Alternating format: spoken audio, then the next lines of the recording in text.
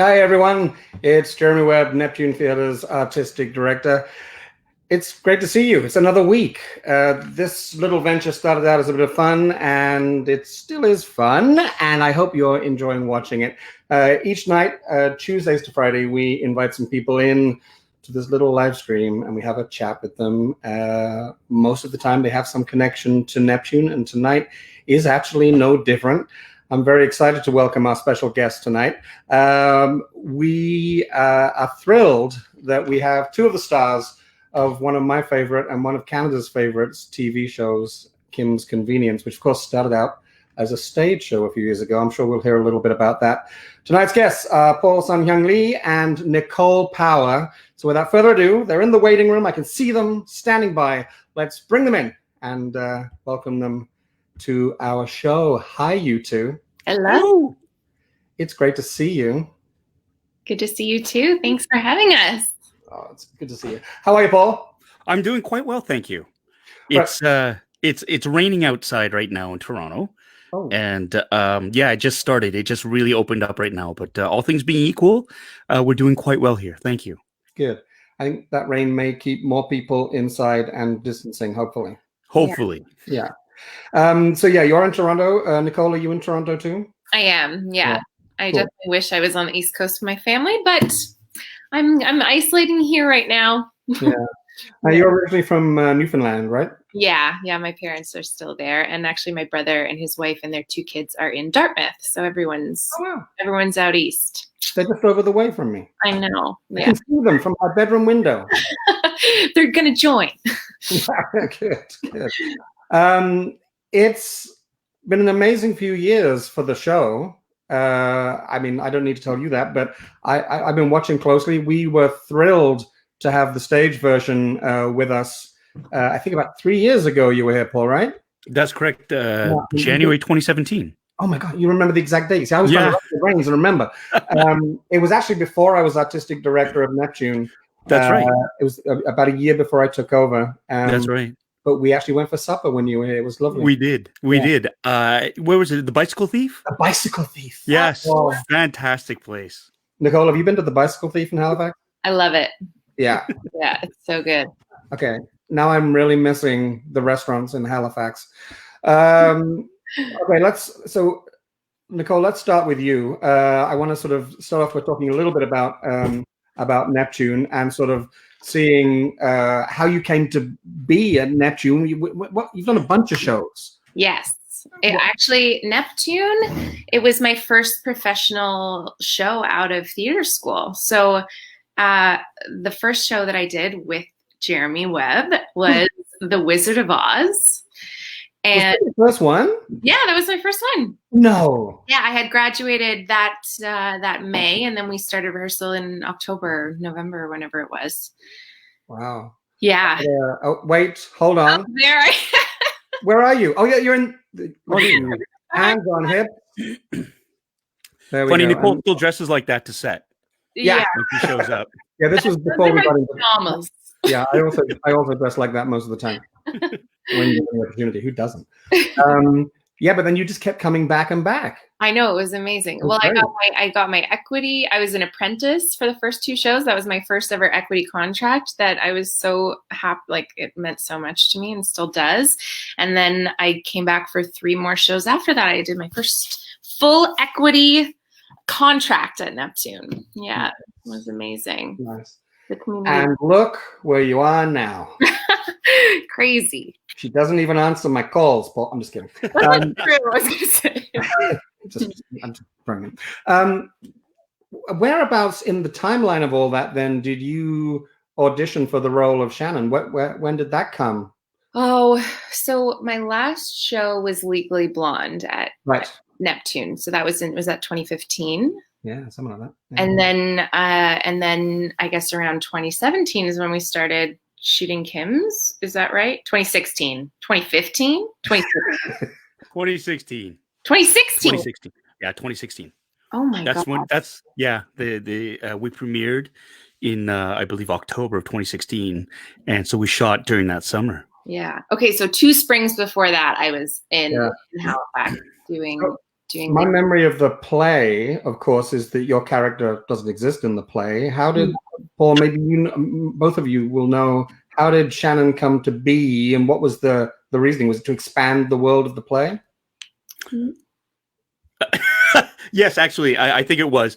There are a number of different changes to the play. Those who've watched, been lucky enough to see the stage version, they younged down the family by about 15 years, and they did that in order to sort of expand the world and make also expand the demographic of people who would be interested in watching the show.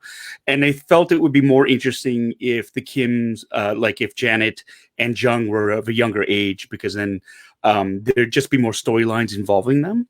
And so Shannon sort of, I believe, came out of that because Jung was just starting off with the car rental agency. And so they thought, we need to introduce these characters and fill these worlds out. And, that's what Kim's been doing since season 1, is just sort of expanding those worlds, developing these fantastic characters that have grown tremendously over the seasons. And it continues to grow because that's the lifeblood of any shows, that diversity and the richness of characters that surround the main cast, and they become main casts. I mean, Nicole came in, and she's now main cast after a season. So, right, like you went from recurring or a regular to like main cast. Yeah. And based on just the fantastic work that she does. I remember Nicole when the show first came out, and of course I watched it straight away, and primarily I watched it, I think, because I knew you and because it's Canadian content, and I love CBC and everything. So, but I remember watching it, and I think I sent you a message, which you won't remember, but I sent you a message saying, "Oh my God, you are going to be memed everywhere." Because you have these moments of insanity and stumbly craziness. I don't know how to describe it. And I'm not saying I predicted it, but I pulled up a few. There's all kinds of, let me just get rid of that banner. There's all kinds of memes out there now with your face. How does it feel? Oh, there's one. That's the most famous catchphrase in Canadian television right now. I don't even know what you're saying there, but it's great. So how does it feel, both of you, to now be instantly recognizable and also to have memes made and to be so well known? Paul, what's it like? You must get people saying, "Okay, see you." Yeah, it's great. It is. I mean, it's equal parts gratifying and terrifying. Yeah. It's just when you're a Canadian actor, you're used to sort of being anonymous, and this suddenly with it sort of hitting so big in Canada and in Netflix International, it's really sort of exploded. And so people from all over the world now they watch a show and they converse with you, and we converse with them over social media and stuff. But being recognized in other cities, that's odd. And then having all these GIFs and memes made up of us is, again, very surreal and very flattering. I've taken to now, I have so many GIFs of myself on Twitter, I can just respond with any given GIF and it makes sense to whatever anybody tweets at me. And so it's really, really an odd sort of milestone to have reached. Like, hey, look, I'm meme worthy. But and that's what makes it so surreal, is the fact that it's just, it feels like, when you've been acting for as long as I have as well, and this kind of success comes late in your career, it's odd. It's really, really weird, and so I love it though, because it means people like the work. And so it's very gratifying too. I think it's really sweet, Paul, that you just said so late in your career. It's mid-career. You are. Yeah. I happen to know how old you are, and you're younger than me. Right. And I still think I'm 30, but I'm way not. But you've been involved in this show since the beginning. Is that right? That's right. Yeah. When was that? Remind me when that was. These are all questions I know you've been asked many times. Yeah, no. He was part of the playwriting unit for Fujian Theater Company. Right. And that he began his journey with this play. It was 2 scenes, really. It was part of that exercise where he had to write 2 scenes for a play. And those 2 scenes he wrote at the end of this writer's workshop. in 2005, they went over so well. He encouraged by Nina Lee Aquino, who was the artistic director of Fujian Theater at the time, to expand on it and develop into a full-length play. And my journey began with Ince when he got some money to present these two scenes for the Toronto Diaspora Dialogues. And he needed an older Korean actor to read for the part. And there weren't many of us around.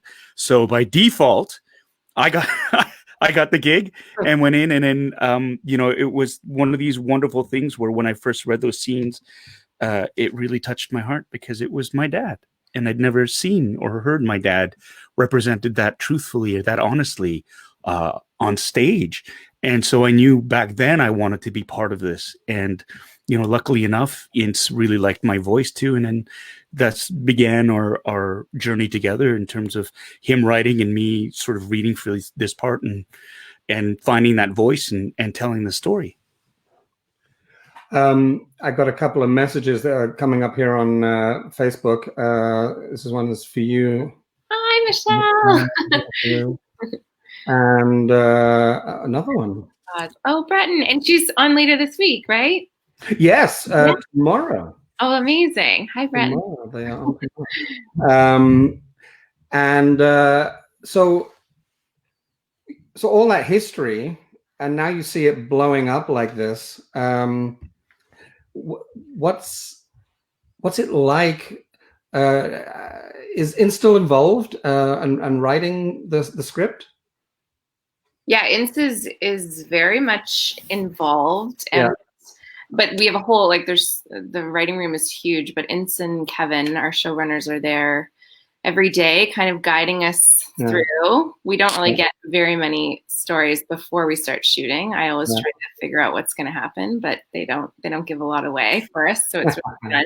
Our table reads are my favorite part because it's the closest thing it feels like the closest thing to theater for me. Yeah. So, Ince is very involved. And what I love about it, I thought about this when Paul was speaking. Paul and Jean are so incredible, and they've set the tone from the beginning for just the best work environment on the set. So for me, mostly, I had done only theater before this. Film and TV always seemed scary, and I'd been told a few times that, I was a stage actor and that film, on-screen acting, was different and that maybe wasn't for me. And so I had this idea in my head about what it was going to be like. I was terrified. And then I got on the set, and theater is so important to so many people that are a part of this show.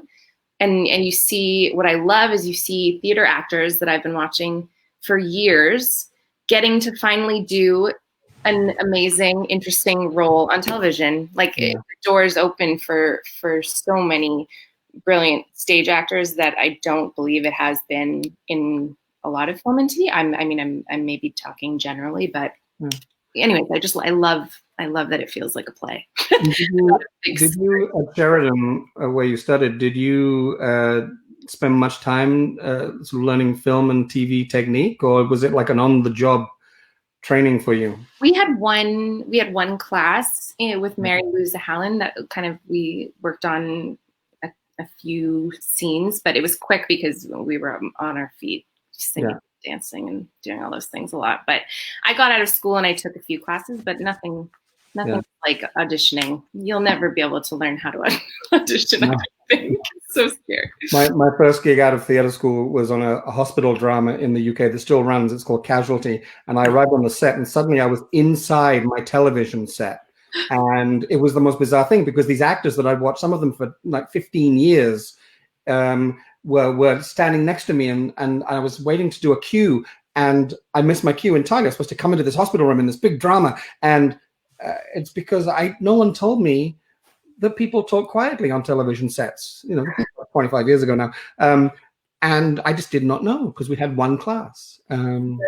It's such a cool thing. Paul, were you still doing you were still doing the play then when you were shooting the TV show? I seem to remember you'd done one season or two when you were at Neptune. Yes. our first season had already premiered by that point, and we were gearing up to our second season just before I was at we were at the Neptune. We did another sort of half end. Basically, the idea was to start in Halifax, go back to Toronto, and then do Montreal. And then New York was the big thing. And so Soul Pepper had planned out this whole sort of a victory sort of lap, because we weren't sure whether we were going to be able to do the play anymore, given circumstances of our shooting schedule. And so, we had just done season 1 and gearing up for season 2. And it was tough. It was tough. It was nice to sort of get back to the stage version of the play, which is great because it is much different in tone from the television series. The television series is very, it's gentle. It's a very gentle sort of approach. The play it's got an edge to it and a certain darkness. The Kims, they're tired and they're at the end of a very long road, and they find that a lot of those ideas and those the ideas of legacy and what your story is haven't been resolved yet, and one day they're forced to confront that. So I love doing the stage version of it, and it's always going to have a soft spot in my heart, just because that play opened up the doors for so many opportunities for me, and I'll be forever in its debt. Have you had a chance to see it performed by other actors? Yeah, you have, but yes. There's only one other version that's currently playing right now, and James Yee, who actually guested on our show in season 4, he plays Jimmy Lee on the show, and he's great. Like he plays Appa, and he's of the right age, but his take on Appa is completely different, which I find fascinating, and I love it. He absolutely kills it. And I was lucky enough to finally be able to see Kim's Convenience 2 Octobers ago in Vancouver. It's all on the West Coast right now. Right. I brought up a picture. I'm about to bring it up, and I don't know if that's the cast you're talking about, because it didn't have any credits to it. But it was just so interesting to me to see such familiar characters almost in a lineup that we're familiar with. But I don't know who those people are. But I'm sure they are. I know they are probably amazing actors. But it's so. Yeah. Well, you'll recognize the woman playing Oma. That's Maki, and she did the Neptune version. Oh, okay. She was here with us when we did it, and I believe this version, this picture here, might have been from the because I think Lee and Jung and the actress who plays Janet, that's Jessie. They're still that's the version that we saw. In Vancouver, and I'm sorry to say I can't remember the other actor's name who played everyone else. I should have got some credits for you so that I didn't I wasn't trying to test you on who the actors were, but what I mean. I know that there's a from the Neptune archive.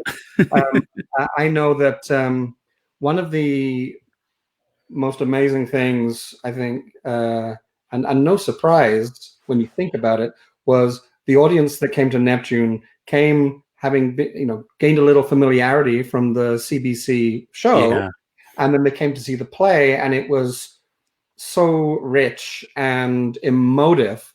And I've got to say, you blew me away. It was so cool to watch you on stage and own that Neptune stage, and own a proscenium arch stage. Having only seen you do the TV of the same character, so it was so cool to see it expand and breathe and have life to it. So I have a hope that and don't answer this either of you, but I have a hope that we can get you both back in something else at some point, either together or separately, because you're both so cool and so good. What is the greatest perk of now being on this hit show? What is that sort of thing that you've taken advantage of? A little perk. Do you have one? It's so mean, isn't it?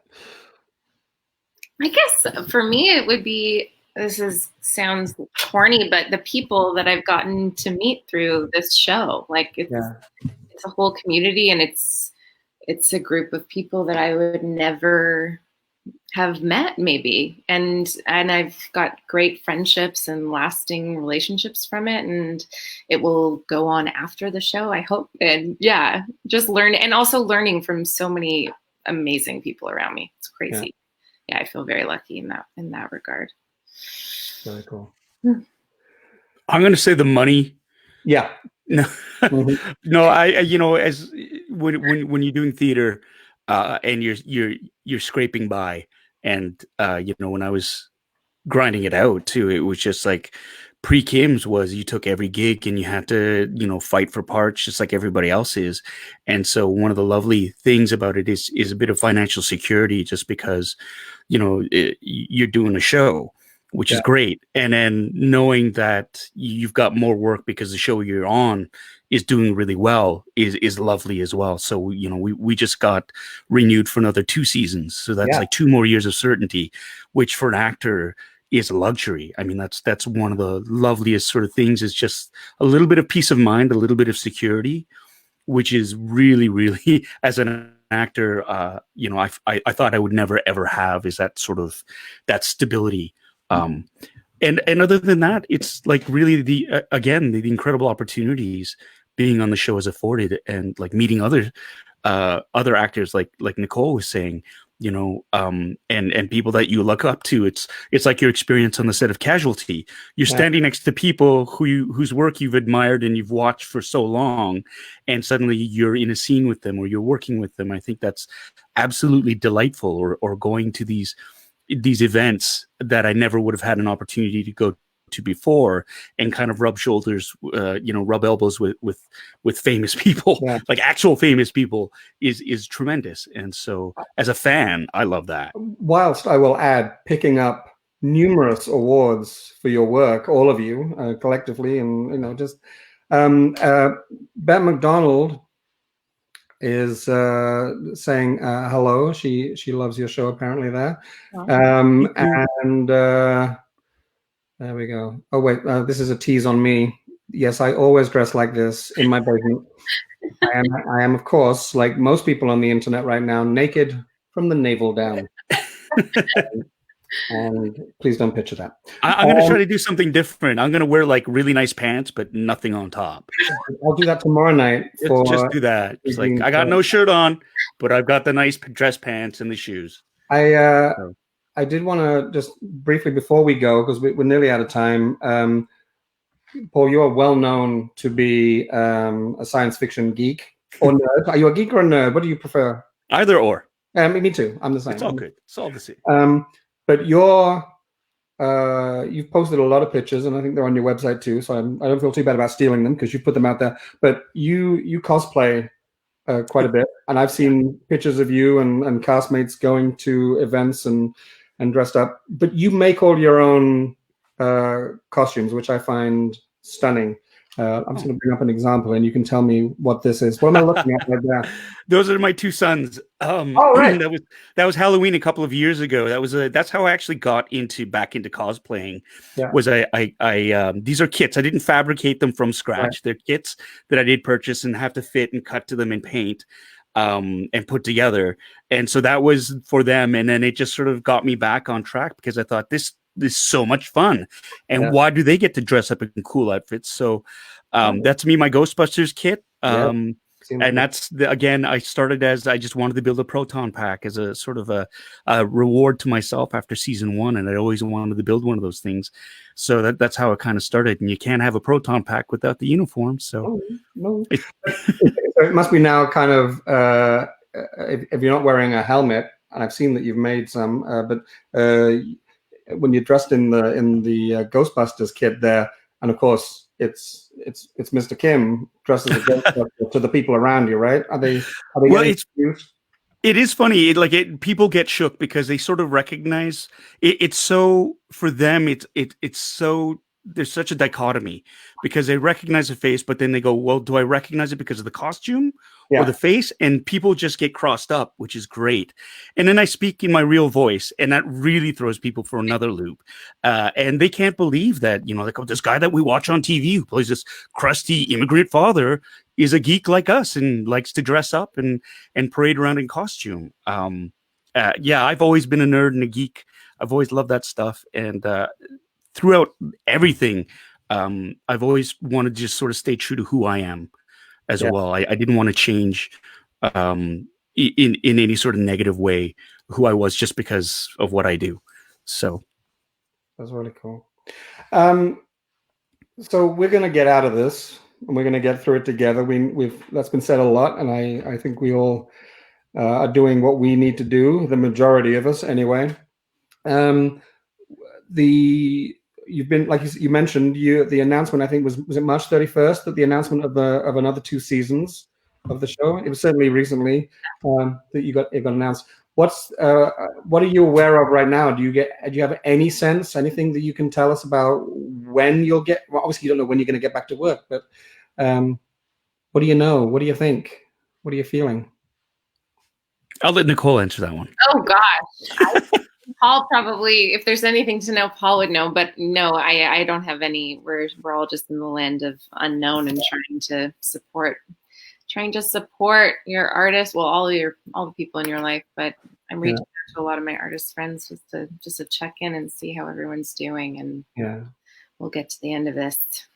Yeah, and I think, I mean, what's great is knowing that that order for 2 more seasons is there. So when we come out of this, you'll be back to work and to help cheer us up. What I know is they're just planning on being business as usual. There's going to be a slight delay, but everybody's planning on us coming back and getting to work eventually. So right.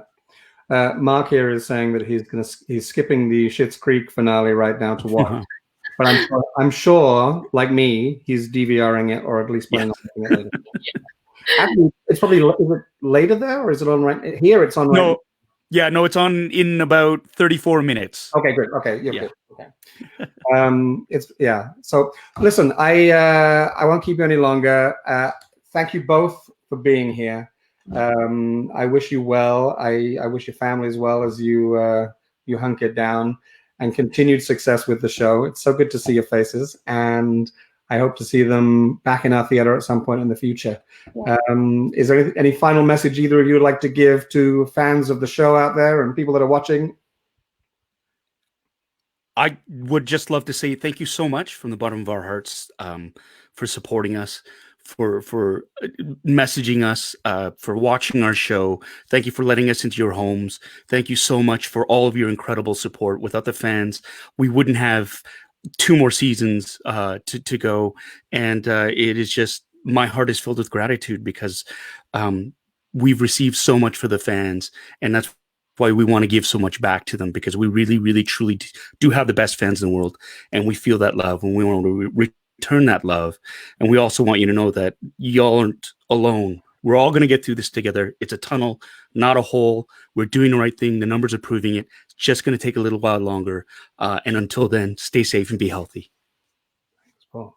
Ditto. And for me, I'm sending, Jeremy, thank you so much for having us. And we're just sending all our love out to everybody in the Neptune community. You guys mean so much to me and gave me a huge start. So sending love. And if you can, donate to the arts. If you can do it right now, or share, or buy a subscription for the next show you can see there, because you guys are awesome.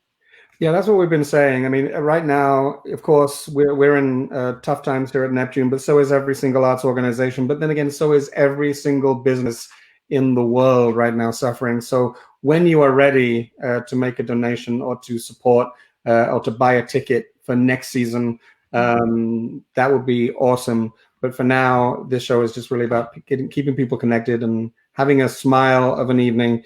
You two certainly helped do that. Thank you for being here. I'm going to let you go as I wrap up. Thanks for being here, both of you. Thank you. Thank you, Jeremy. So thanks for watching, folks. I hope you had fun. us know what you think. If you have any ideas for guests, as you can see, we can try and persuade people to come from all over the country. It is the internet after all. And we will try and get them. So thank you. Have a good night. Stay safe. And I know that in Toronto right now, right near Paul's house, he's about to step out onto his balcony and applaud those frontline workers who are battling this situation. And take care.